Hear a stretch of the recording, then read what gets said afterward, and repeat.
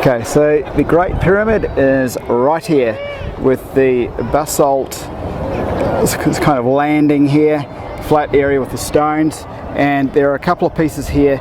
And the interesting thing is that there's a bit of a match up with the stone. So on here, if you look carefully, you can see the little straight lines going through, or straightish lines, and you can see them here. So just sort of following this up and through, and you can see the workmanship on the stone.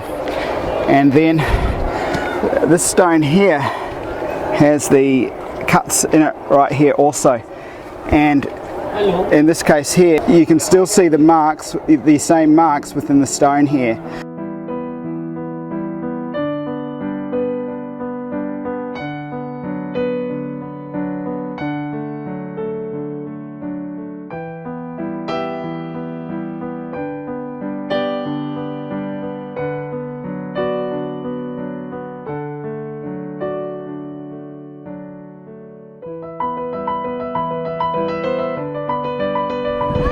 Just beside the Great Pyramid, once again, the last spot was just over here, but another place here where the stone is remarkable, so we'll look at a few still shots from here.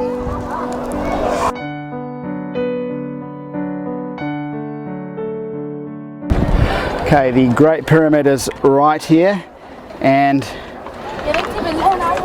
with this stone here you have the workings right here, and also here, here and here. Just having a bit of a closer look through here and here. Now, just a bit of an idea. So through here is yet another example. And in this case, you can see the variation and line right here, and very definite lines right through. So there's that one here, and then again here there is a whole lot more cuts, and you can see them in here.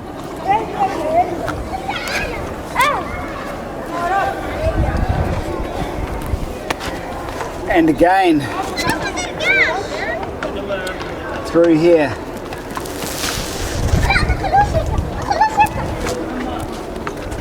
Now with this rock here, and the pyramid is just up here, so first of all we can see the marks, depressions into the rock on this side, but on this side you can really see that workmanship. And you can see the very fine marks through here, cut into this basalt. There's the side of it, and then this one here is highly remarkable, with the cut running just straight through here. It just looks like a cut basically. So we'll have a look at some stills from both places.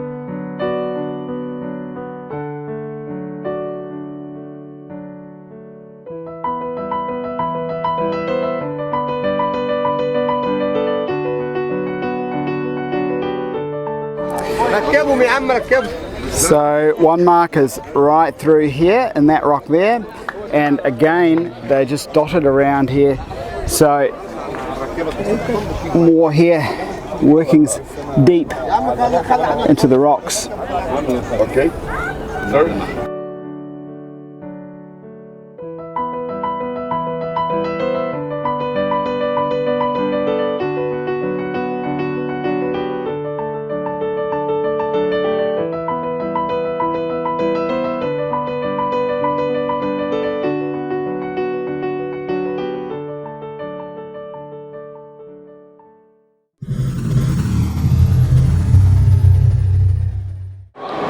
So this is the other side of it, and it's kind of recessed out, and coming around this way, so there's a bit of a line going down here, and then across the top there's this line that tracks through here also, and leads to the cut, although the cut's kind of gone off in a way.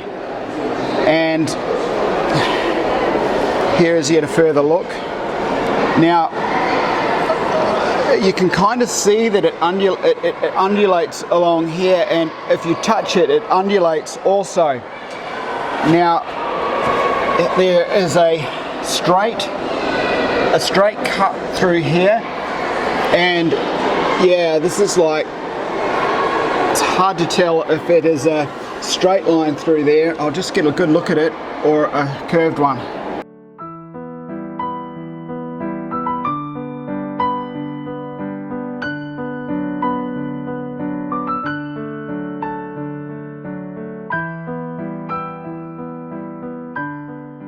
Okay, so it's just phenomenal, the amount of stuff within this museum. It's overwhelming, but right now within this case here, all sorts. That doorway again is so prominent. The Hathor type horns right here, and you have these pieces right here which look to be cogs for spindles.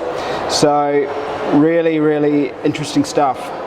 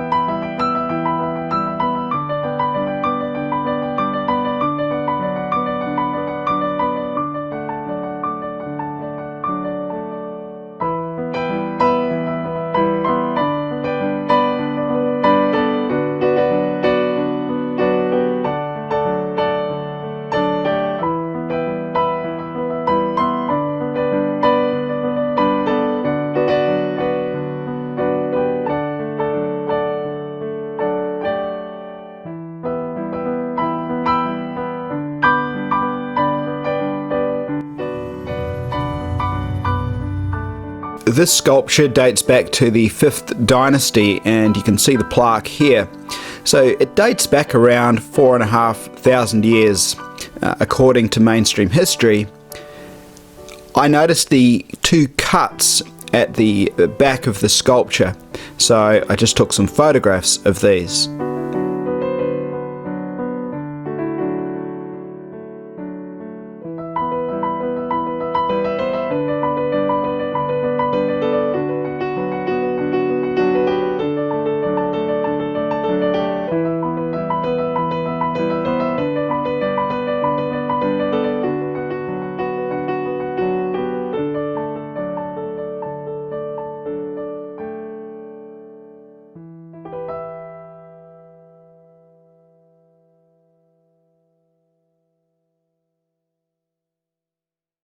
The Museum of Egyptian Antiquities in Cairo, Egypt is massive, so due to my own time constraints, I was almost running through the place to find this vase of schist, which wasn't that easy to find.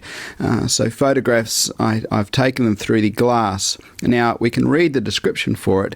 Vase of schist of unique form, intended to be mounted on a post and possibly intended to hold lotus flowers. First dynasty, so we're talking around 5,000 or just over 5,000 years ago.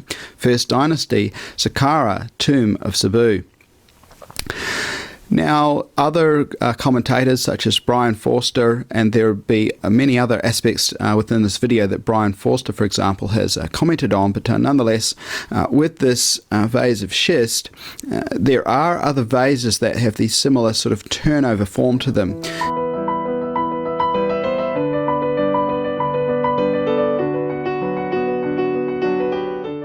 Now, with this vase in the museum, you can see that much of it has been sort of recreated, if you will, and that it's not like sort of perfect in form, if you will. It's not, you know, kind of machine-like as one might think it is if you look close up.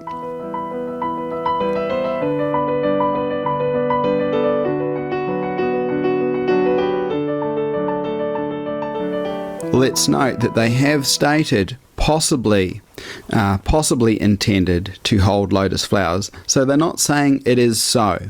They do state of unique form. So you can see the round bore kind of clearly there. You can also just to the side see it, just to the side also, right there and there.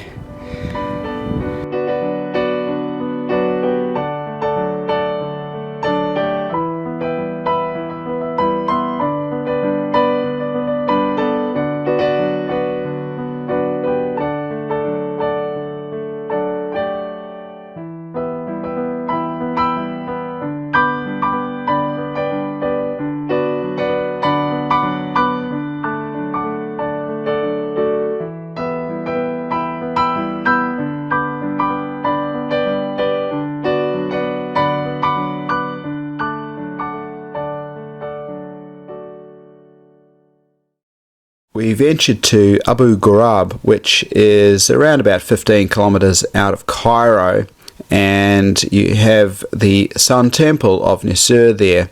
Now, there's a bit of a pyramid there, and around the area you have the bowls, the alabaster bowls, and the various markings on there suggestive of machine work. In this case, you can see that there's been a bore-like device going into this stone. So a really interesting place. I thought I'd basically show some various tools and signs of ancient technology and machine work. So I hope you've enjoyed the video.